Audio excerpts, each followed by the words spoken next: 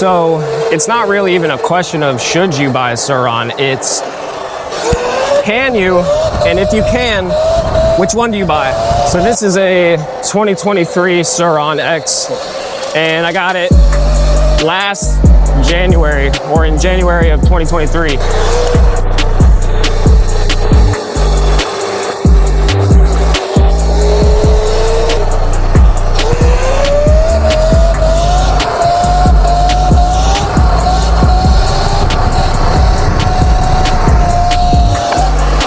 What's going on, you guys? Welcome back for another video. Today we're talking about whether or not you should buy a Sur-ron in 2024. And my answer is, it depends.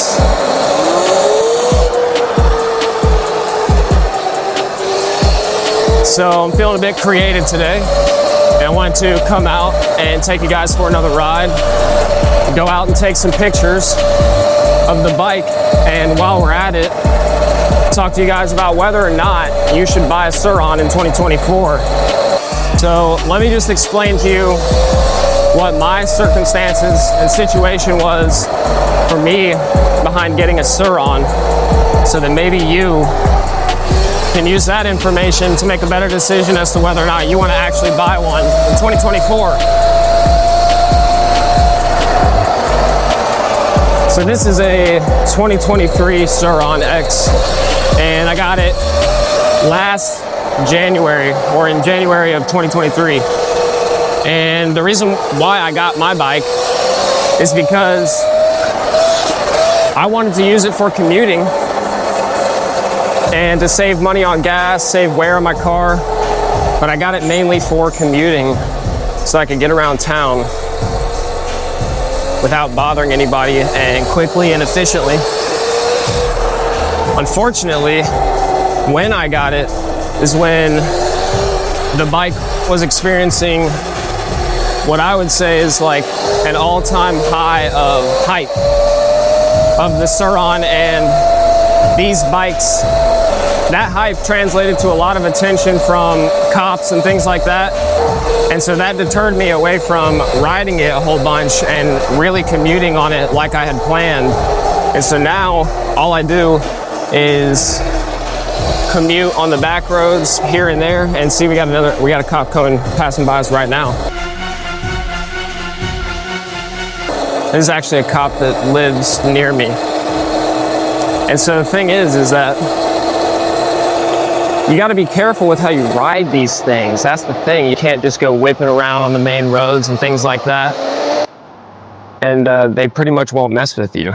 But in other areas like California and other places, mainly California is what I can think of, where they're actually cracking down on the Sur-rons, you got to be careful, because the way that they ride around there has ruined it for everybody else. So anyway, what put me into this position to be able to get a Sur-ron in the first place? Well, at the time, I had a full-time job and it was paying pretty well.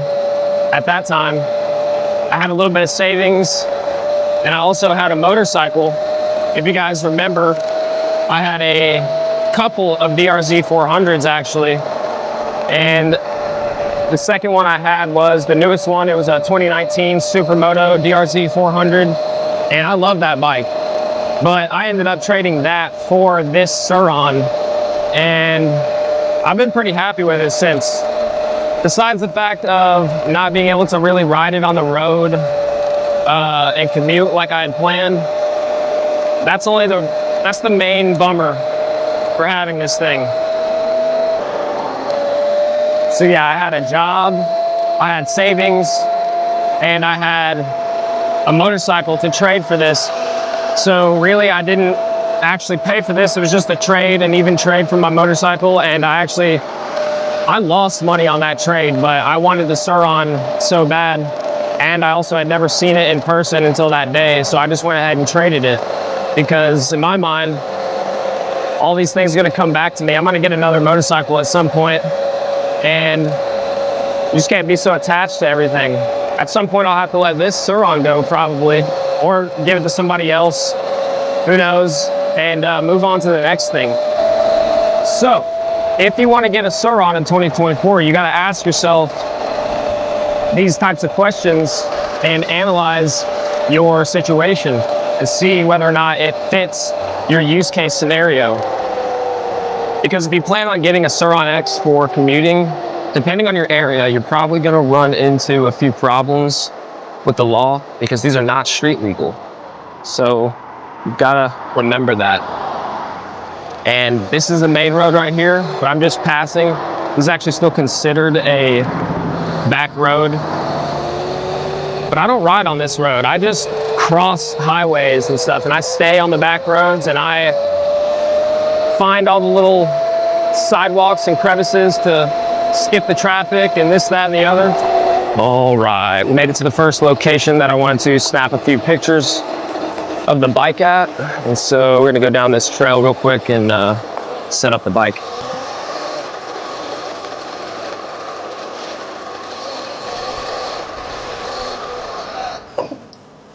Oh, this is like perfect right here.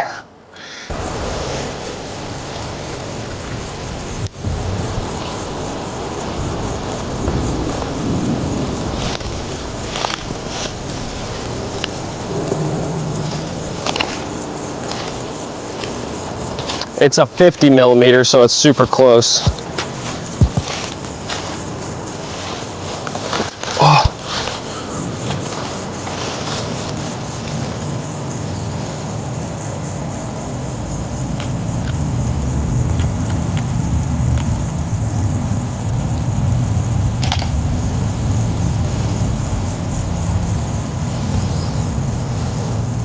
All right, well, there you go. There's a few pictures.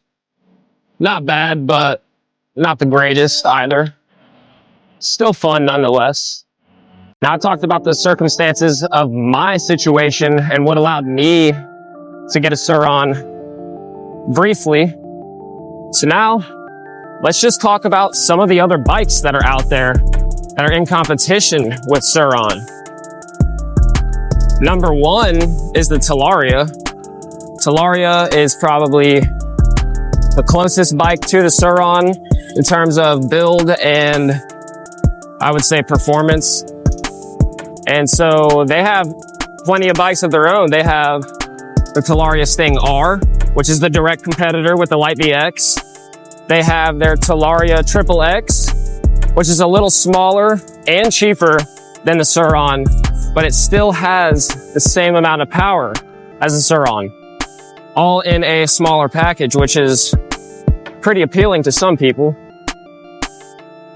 And that's just Talaria. What about RAR, Mantis, and Ventus One, or the E-Ride Pro SS, or these other random companies like 79. I've seen this platform called 79 where you can just buy the whole kit and slap it onto your bike. I don't know. The point is that there's a lot of different options out there when it comes to buying one of these bikes. You don't just have to look at Sur-ron. Now, that being said, Sur-ron is still king in my mind. And also, Sur-ron just teased a couple of days ago that they're gonna be releasing or announcing a new bike on the 23rd of August in 2024. So coming up here soon in the next couple of weeks, we're going to see another bike from Sur-ron. And I talked about that in my last video, so if you want to see that, I will leave it linked down below as well as on the screen. But anyway, as of right now, it's just pure speculation as to what it's going to be from Sur-ron. So we don't know anything about it yet, besides an image that was teased. But we know another bike is coming.